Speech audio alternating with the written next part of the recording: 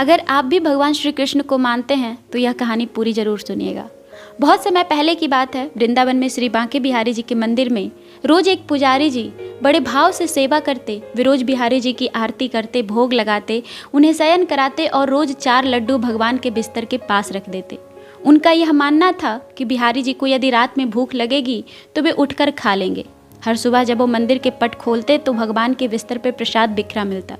पुजारी जी को यकीन था कि बांके बिहारी लड्डू तो रोज खाते हैं, तभी तो ये बिखरा रहता है, और इसी यकीन पे वे रोज ऐसा करते थे।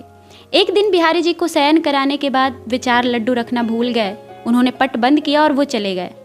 रात में करीब 2 बजे जिस दुकान से हर रोज वो बूंदी के लड्डू आते थे वो दुकान खुली थी। दुकान वाले दुकान बंद करके घर जाने ही वाले थे, तभी एक छोटा सा बालक दुकान में आया और बोला कि बाबा, मुझे बूंदी के लड्डू चाहिए।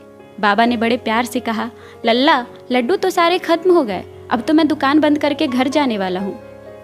तब उस बालक ने कहा, बाबा, एक बार आप अंदर तो जाकर देखो, 4 लड्डू पड़े होंगे। उसके बार बार हठ करने पर बाबा ने अंदर जाकर देखा तो उन्हें 4 लड्डू मिल गए, क्योंकि वे आज मंदिर नहीं गए थे। बाबा ने लड्डू बालक को दिए और पैसे मांगे। बालक ने कहा, मेरे पास पैसे तो नहीं हैं। बाबा ने कहा, कोई बात नहीं लल्ला, तुम अपने बाबा से कह देना, मैं उनसे कल पैसे ले लूँगा। पर वह बालक नहीं माना और अपने कंगन उतार कर दे दिए और चला गया। सुबह जब पुजारी ने पट खोला तो उन्होंने देखा कि बिहारी जी के हाथ में कंगन ही नहीं है, और यदि चोर चुराता तो केवल कंगन क्यों।